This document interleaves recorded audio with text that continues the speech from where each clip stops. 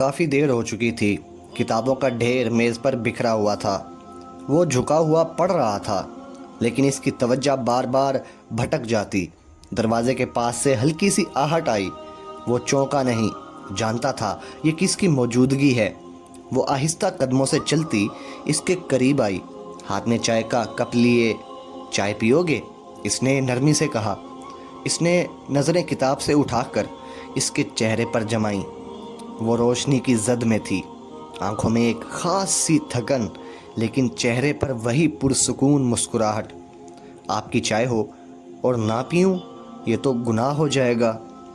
इसकी बात पर वो हौले से मुस्कुराई। कप मेज़ पर रख कर वो इसके करीब ही सोफे पर बैठ गई। दोनों के दरमियान चंद लम्हे खामोशी के गुजरे। खामोशी जो बोझ नहीं थी, बस मौजूदगी का एहसास थी। यहाँ आकर सब कुछ बदल गया, इसने अचानक कहा। कैसा बदल गया? पहले सिर्फ पढ़ाई होती थी, दिन गुजर जाता था।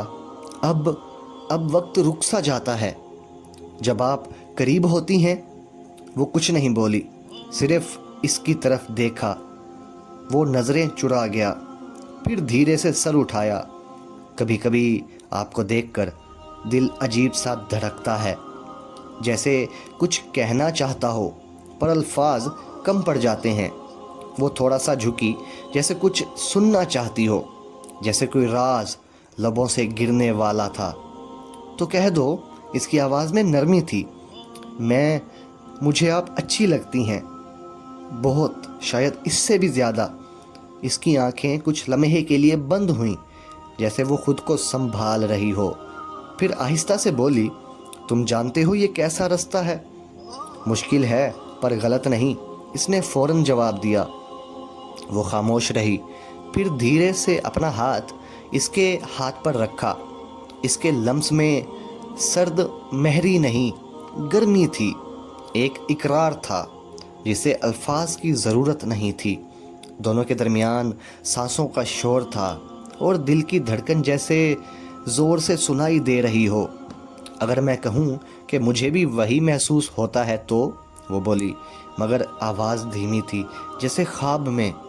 तो मैं कहूँगा, आपने मेरे दिल को जवाब दे दिया।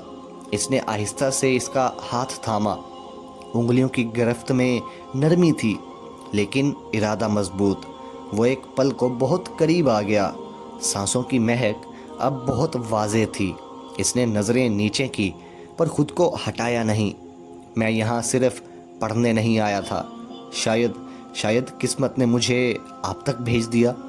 वो कुछ बोलने ही वाली थी, लेकिन इसके होंठों पर एक हल्का सा लम्स ठहर गया। वक्त रुक सा गया। वो बोसा मुख्तसिर था, मगर मुकम्मल।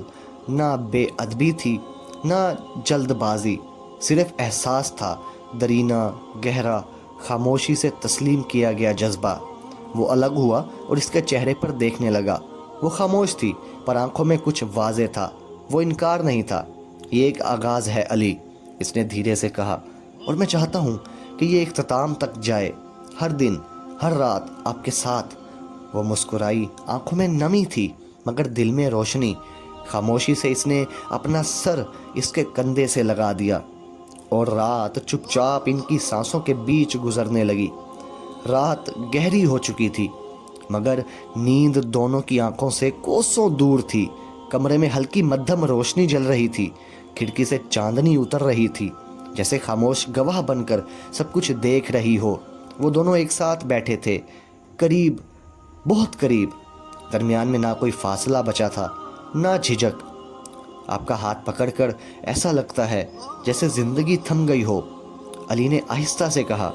इसकी आवाज़ में वही लर्जिश थी जो दिल की गहराई से निकलती है। फरीहा ने इसकी तरफ देखा, नज़रें जैसे सब कुछ कह रही हों। बगैर जवाब दिए इसने अपने हाथ की गिरफ्त मजबूत की, जैसे वक्त को थाम लिया हो। लम्हा खामोशी का था, लेकिन हवा में एक ऐसी गर्मी थी जो जिस्म की खाल के नीचे उतरती जा रही थी। क्या तुम तैयार हो? फरीहा ने हौले से पूछा।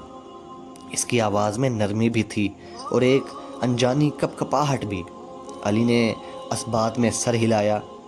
اس کے چہرے پر کوئی بچپنا نہ تھا، صرف ایک خاموش یقین تھا۔ اس نے دھیرے سے فریحہ کے رخسار کو چھوا، انگلیوں کی پوروں سے اس کی جلد پر ایسے چیلیں جیسے کوئی دعا مانگ رہا ہو۔ اس کی اجازت کے بغیر کچھ بھی نہیں۔ اس نے سرگوشی کی۔ فریحہ نے آہستہ سے آنکھیں بند کیں، جیسے وہ لمحہ خود کو سونپنے جا رہا ہو۔ علی نے اس کی طرف جھک کر اس کے لبوں کو چھوا، اور پھر وہ لمس ایک بھرپور خاموش اور بے آواز اقرار میں بدل گیا۔ دونوں کی سانسیں تیز ہو گئیں، جسم ایک دوسرے کے لمس سے دھڑکنے لگے، کپڑے آہستہ آہستہ راستے سے ہٹنے لگے، جیسے ہر پرت کے ساتھ ایک رکاوٹ، ایک جھجک، ایک فاصلے کو دور کیا جا رہا ہو۔ کمرہ جو پہلے صرف ایک جگہ تھا، اب ایک یاد بننے لگا۔ وہ دونوں ایک دوسرے کے سائے میں چیتے گئے، لمس، بوسے، دھڑکنوں کی موسیقی میں وقت اپنا وجود کھو بیٹھا۔ علی نے اس کی کمر پر ہاتھ پھیرتے ہوئے کہا، آپ کی خوشبو میری سانسوں میں ہے، اب یہ جسم، یہ پل، یہ سب کچھ آپ کا ہے۔ فریحہ نے اس کے سینے پر ہاتھ رکھا، اپنی پیشانی اس کے گال سے لگاتے ہوئے بولی، مجھے لگا تھا میں سب کچھ بھلا بیٹھی ہوں، پر تم نے مجھے دوبارہ محسوس کرنا سکھایا۔ وہ دونوں جذبات میں بھیگے، ایک دوسرے کے بازوؤں میں ایسے گم ہو گئے جیسے دو ادھورے لفظ مکمل ہو گئے ہوں۔ باہر بارش کی بوندیں کھڑکی سے ٹکرا رہی تھیں، اور کمرے کے اندر دو جسم، دو روحیں ایک دوسرے میں گھلتی جا رہی تھیں۔ پھر کچھ دیر بعد وہ ایک دوسرے کے ساتھ لیٹے رہے، خاموش پر مطمئن۔ فریحہ نے علی کے سینے پر سر رکھ دیا، اور وہ اس کے بالوں میں انگلیاں پھیرنے لگا۔ یہ لمحہ ہمیشہ کے لیے چاہیے مجھے، علی نے کہا۔ فریحہ نے مسکرا کر آنکھیں بند کیں، تو پھر ہمیشہ رہو میرے ساتھ۔ اور وقت اس پل کے سامنے سر جھکا کر رک گیا۔ صبح کی روشنی کھڑکی سے اندر آ رہی تھی۔ کمرے میں ایک خاموش سا سکون چھایا ہوا تھا، جیسے رات کی تمام شدت اب نرمی میں بدل گئی ہو۔ فریحہ بستر پر بیٹھی تھی، چادر اوڑھے، چائے کا کپ ہاتھ میں لیے۔ علی اس کے پاس لیٹا تھا، نیند اور جاگ کے بیچ، مگر آنکھیں صرف اسے دیکھنے میں لگی ہوئی تھیں۔ رات جیسے کوئی خواب تھی۔ علی نے آہستہ سے کہا۔ فریحہ نے ایک لمحہ توقف کے بعد جواب دیا، اور ہر خواب کا ایک صبح ہوتا ہے۔ اگر خواب اتنا خوبصورت ہو تو کیا ہم صبح سے آنکھ چرا نہیں سکتے؟ علی کا سوال ضدی تھا، پر لہجہ معصوم۔ فریحہ کی مسکراہٹ دھیمی تھی، آنکھوں میں ایک اداسی کی جھلک۔ ہم اس دنیا میں رہتے ہیں جہاں عمر، رشتے، رسمیں سب سوال اٹھاتے ہیں۔ لوگ یہ تعلق سمجھ نہیں پائیں گے علی۔ مجھے لوگوں سے کچھ نہیں چاہیے، صرف آپ کافی ہیں۔ اور اس کے قریب آیا، اس کے ہاتھ سے چائے کا کپ لے کر میز پر رکھا، اور اس کا ہاتھ تھام لیا۔ اگر آپ ساتھ ہوں گی تو ہر سوال کا جواب مل جائے گا۔ فریحہ اس پر خاموش رہی۔ وہ جانتی تھی دنیا میں جذبے صرف اندر نہیں، باہر بھی لڑنے پڑتے ہیں، لیکن علی کی آنکھوں میں وہی سچائی تھی جس نے رات کو حقیقت بنا دیا تھا۔ تمہارے ساتھ سب کچھ نیا لگتا ہے، وہ آہستہ سے بولی۔ ڈر صرف یہ ہے کہ یہ نیا پن ٹوٹ نہ جائے، تو ہم اسے نبھائیں گے، چھپا کے، سنبھال کے، جتنی دیر ممکن ہو، اور شاید کبھی کسی دن دنیا کو بتا بھی دیں۔ فریحہ نے علی کی طرف دیکھا، پھر آہستہ سے سر ہلایا۔ ٹھیک ہے، جتنا ہو سکے، جتنا وقت ہمیں ملا ہے وہ تمہارا ہے۔ علی نے اس کے ہاتھ پر بوسہ دیا، اور ایک وعدہ خاموش، بے آواز، اور پھر وہ لمحہ جسے کل کی فکر نے چھوا تھا، حال کی گرمائی میں پھر سے نرم پڑ گیا۔ باہر درختوں پر دھوپ چھن چھن کر رہی تھی، اور اندر ایک کہانی خاموشی سے اگلے باب کی طرف بڑھ رہی تھی۔